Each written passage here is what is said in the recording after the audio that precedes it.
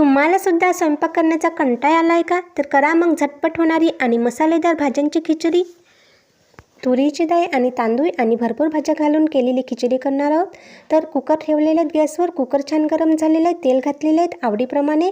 तेल छान गरम झालं की जिरं मोहरी, 1 पाव टेबलस्पून जिरं, 1 पाव टेबलस्पून मोहरी. जिरं मोहरी छान तडतडली की याच्यामध्ये कांद्याचा पाल, हिरव्या कांद्याचा पाल घातलेला आहे. 5 ते 6 लसूण पाकळ्या, 2 हिरवी मिरच कट केलेली आणि टमाटर घातलेले आहेत. लसूण जिऱ्याची पेस्ट अर्धा चम्मच छान मिक्स करून घ्यायचं आहे. याच्यामध्ये सुके मसाले, 1 चम्मच धनी पावडर, 1 चम्मच लाल तिखट, अर्धा चम्मच हळद छान परतून घ्यायचं आहे.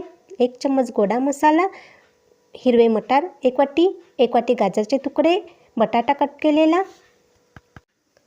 हिरवी मेथी घातलेली आहे छान परतून घ्यायचं आहे.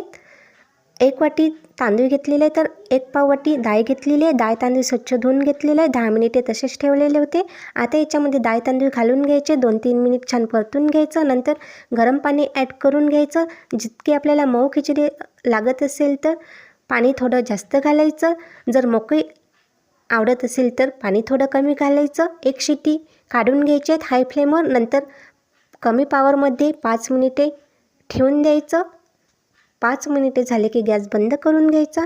आता कुकर छान थंड झालेले आहेत. झाकण काढून घ्यायचं. बघा किती मस्त, खूप छान मस्त अशी खिचडी तयार झालेली आहे. तुम्हाला जर ही रेसिपी आवडली असेल तर तुम्हीसुद्धा नक्की ट्राय करून बघा. व्हिडिओ बघितल्याबद्दल खूप खूप धन्यवाद. पुन्हा भेटूयात नवीन रेसिपीसोबत. तोपर्यंत स्वस्त राहा, मस्त राहा, खात राहा.